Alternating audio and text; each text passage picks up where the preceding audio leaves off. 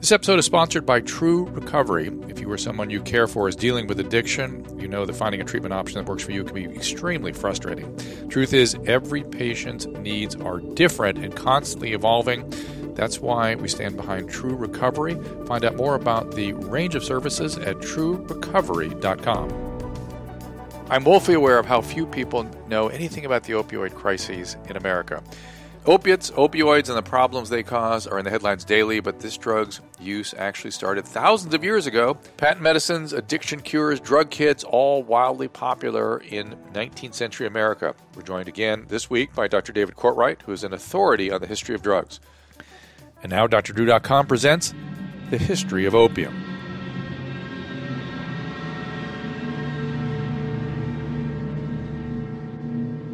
Part 5. From Patients to Criminals. Alcoholism is a concept that was recognized long before the Pilgrims landed at Plymouth Rock, with a ship full of beer and a subsequent alcohol abuse problem in colonial America that was well documented. In fact, the man who is considered the father of addiction medicine, Dr. Benjamin Rush, was, of course, also a signer of the Declaration of Independence.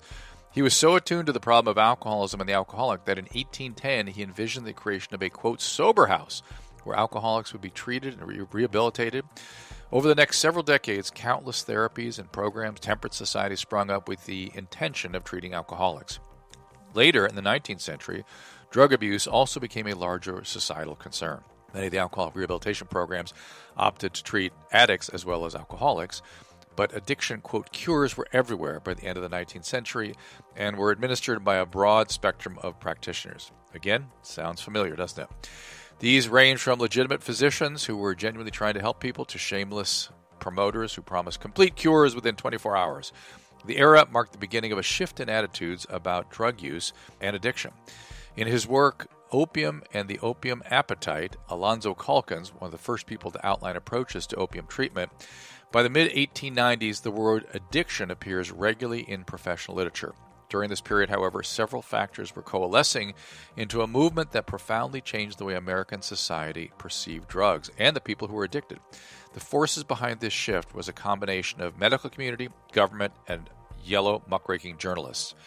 Heroin was developed in 1895, as I discussed, a name for the word heroisch, German word which means heroic or strong. It was marketed as a morphine substitute, and in 1898 it was a common ingredient in children's cough medicine. All forms of opium were still being sold in over-the-counter medications, and tuberculosis at that time was causing 25% of deaths. Liquid heroin's promise to restore respiratory health and suppress cough made it popular. In 1900, the Boston Medical and Surgical Journal even proclaimed, quote, it's hypnotic and there's no danger of acquiring a habit, unquote. Again, sounds very familiar, doesn't it? Never believe claims of a non-addictive opiate. Drug kits were readily available to consumers to purchase and be used at home. Sold by pharmacies and pharmacy companies, these kits contained hypodermic needles and vials of opiates. Patent medicines were still quite popular and widely available.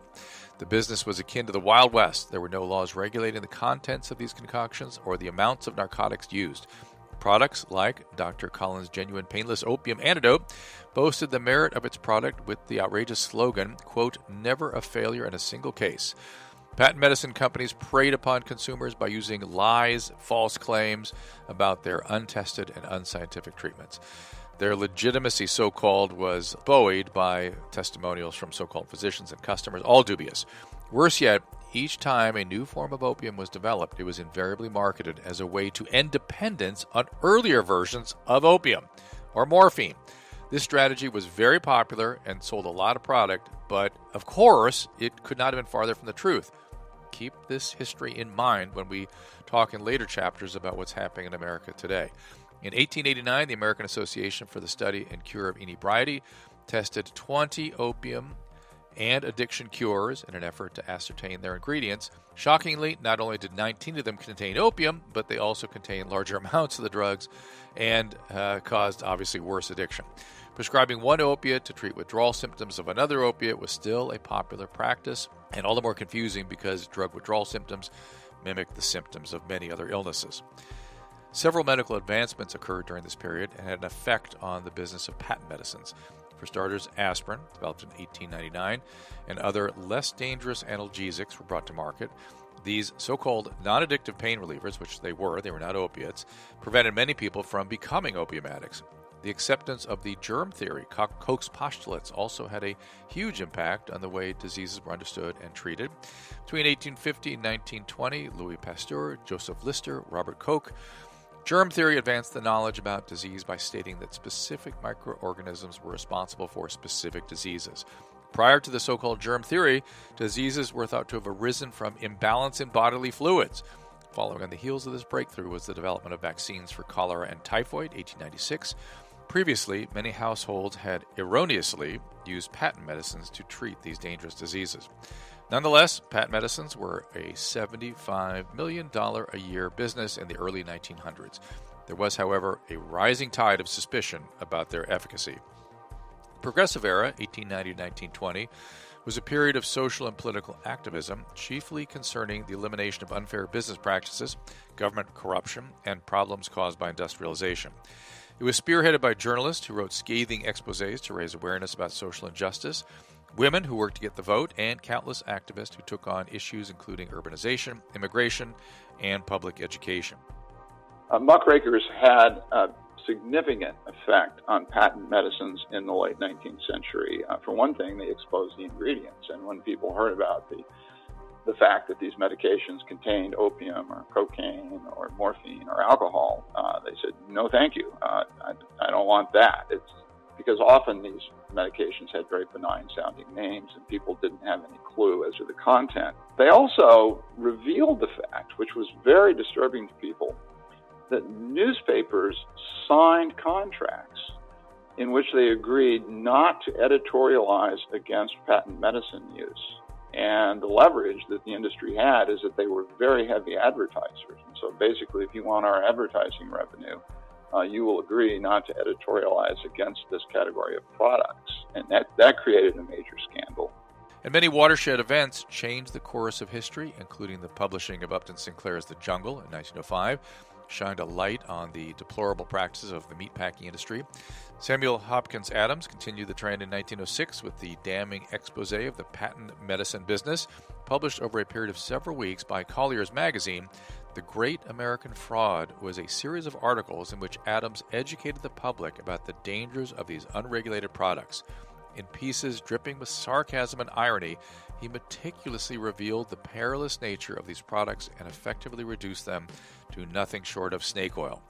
Adams had some especially choice words for companies that were despicable enough to claim they could cure cancer with a home remedy. In this eye-opening series, Adams also laid responsibility on the publications that advertised the products. He claimed they were complicit in the deception due to the enormous financial profits they reaped. Inspired by these crusaders, the government began to take action against the nefarious practices of the food and drug industry. In 1906, the enactment of the Meat Inspection Act, which quickly followed by the Pure Food and Drug Act. Finally, the Muckrakers and the other progressive reformers helped pass the Pure Food and Drug Act of 1906, which required the listing of ingredients on the label. Many people decided, no, I don't want any of that. And that labeling was itself a byproduct of progressive journalism and the efforts of the Muckrakers, who were strongly behind the passage of that legislation.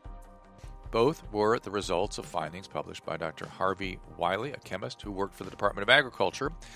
Wiley's report on the widespread use of harmful preservatives in the meatpacking industry created a greater awareness about the threat to public health. President Teddy Roosevelt, who himself had been disgusted by Sinclair's revelations in The Jungle, signed these acts into law to protect consumers from products that claimed to be healthful, but no scientific evidence to prove it. With the goal of cleaning up American food and drug industries, these acts gave unprecedented regulatory powers to the federal government. No longer could false claims be used to sell dangerous patent medicines. Drug companies were mandated to follow standards regarding the purity and strength of the medicines they sold. And this was just the beginning, the government's involvement in the food and drug industry. In 1909, the initial shot was fired in the war on drugs when Congress passed the first drug prohibition law. This was the first law to ban non-medical use of a substance. The Opium Exclusion Act banned the importation of smoking opium, the type that was largely favored by the immigrant Chinese population. The law didn't apply to medicinal opium, that, of course, the upper middle class was partial to, and unsurprisingly, helped fan the flames of racism. Despite these xenophobic undertones, the State Department hoped that this action would open the door to China, who had long been perturbed by the practices of the British opium trade. The law created a shortage of the drug, which gave rise to drug-related violence and criminal trafficking. In 1909, this is the year that the first International Opium Conference took place. The Shanghai Opium Commission convened to address the world's narcotic problem. Several non-binding agreements were made, which lessened their impact, but it set the stage for the Hague Opium Convention, which would make more significant contributions to international drug law. In 1912, 12 countries met at The Hague in the Netherlands to draft the international community's next major bid at regulating the narcotic trade. It was presided over by two men representing the United States. Both were deeply concerned about opium abuse at home and abroad. Reverend Charles Bent was a Canadian transplant who became alarmed by opium abuse during his time in the Philippines, and Dr. Hamilton Wright, who had recently been appointed by President Roosevelt as the nation's first opium commissioner. He believed that Americans have become the greatest drug fiends in the world. He was the first drug czar.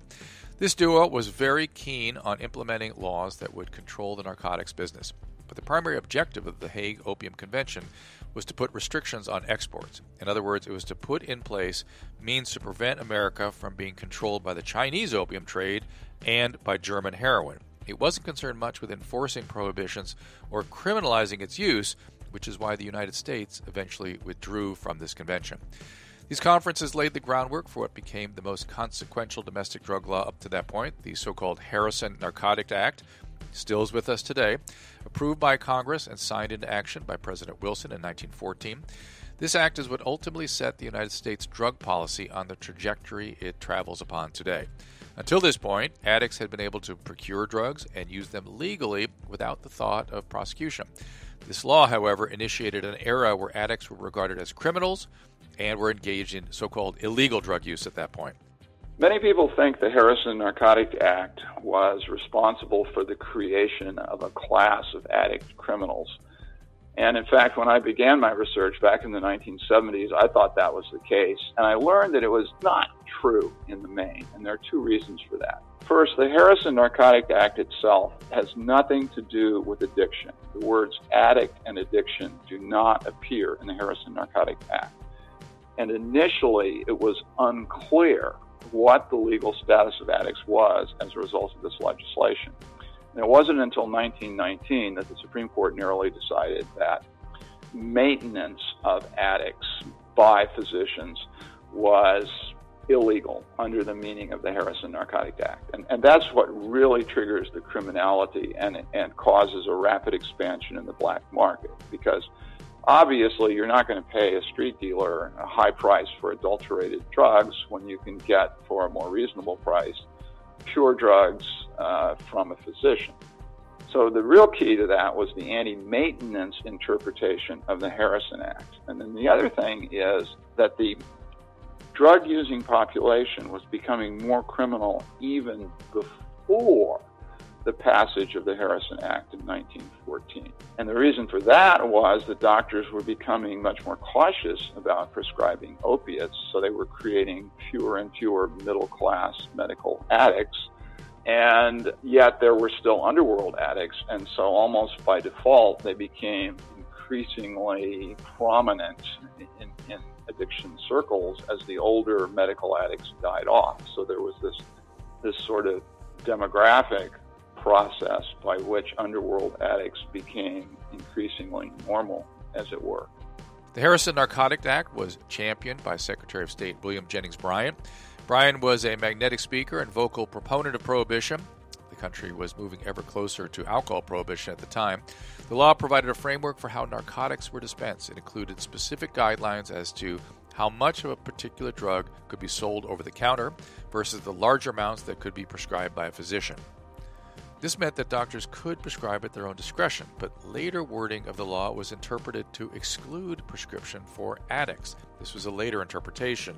This led to disastrous repercussions for both doctors and their patients who were addicts. Despite its intentions, the Harrison Narcotics Act, also called the Law of Unintended Consequences, usually created more addicts. It also made criminals out of people for doing what they'd always done without government interference. It forced addicts, most of whom had been productive members of society, to get their drugs by any means possible. Obviously, this meant criminal behavior eventually.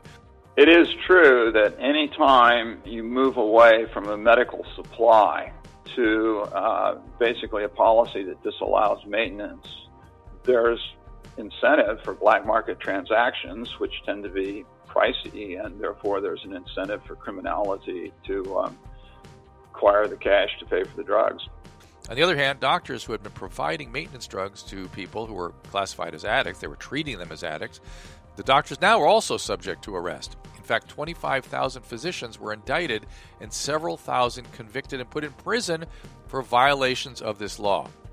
Here again, pay attention. You will see similar behavior 80 years hence. By the beginning of the 20th century, though, Americans viewed addiction primarily as a character flaw and as a moral failing rather than a disease, even though physicians continued to champion the disease model. This then triggered a shift to solve drug-related problems through the legal system. This led to America becoming one of the most lucrative underground drug trades in the world. Be sure to check out Dr. David Courtwright's upcoming book, The Age of Addiction, How Bad Habits Became Big Business, in which he expands his exploration of addiction to include those associated with food and the digital realm. His book will be published by Harvard University Press and available in May of 2019. I want to thank our staff at Doctor.com, particularly Michelle Poe, for pulling this Opium series together. Read the entire series and all our weekly medical articles at drdrew.com, and be sure to join our email list at drdrew.com/contact. And please do tell a friend. We hope you've enjoyed this chapter of the history of opium, which is sponsored by True Recovery. If you or someone you care for is dealing with addiction, you know that finding a treatment option that works for you can be quite frustrating. Truth is, every patient's needs are different and they are evolving. People behind True Recovery in Orange County, California realize that effective care cannot be a one-size-fits-all. That's why they've developed a comprehensive range of treatments that addresses all the needs of a drug addict and alcoholic, and as well as co-occurring disorders. True Recovery's master-level clinicians maintain small caseloads, allowing them to truly personalize their care. They offer individualized treatment plans from residential to outpatient, always with a holistic approach and a focus on accountability. As the patients become ready, True Recovery offers assistance with life and coping skills, school and vocational coordination, as well as community reintegration support, a critical piece that's often missed by many programs, getting people back to work and back to living. I've spoken with True Recovery's medical director, and I was impressed with the range of therapeutic modalities and psychiatric services. Their experienced team is well equipped to manage patients at all levels of care. To request more information on how True Recovery can provide you personalized care, go to drdrew.com/true. Again, that is drdrew.com/TRUE. We'll see you next week.